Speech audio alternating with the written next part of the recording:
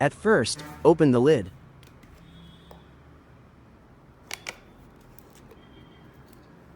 And then, fill the tank with water.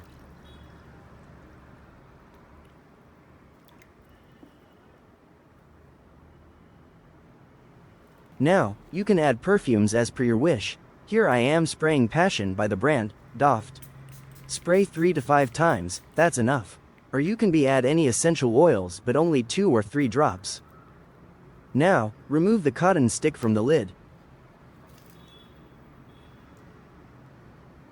And then, dip both sides of the cotton stick in the prepared water. Now, reinsert the cotton stick back to the lid.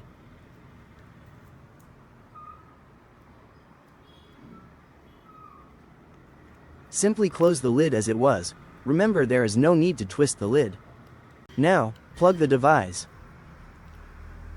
And press the button. Press again for a few second interval.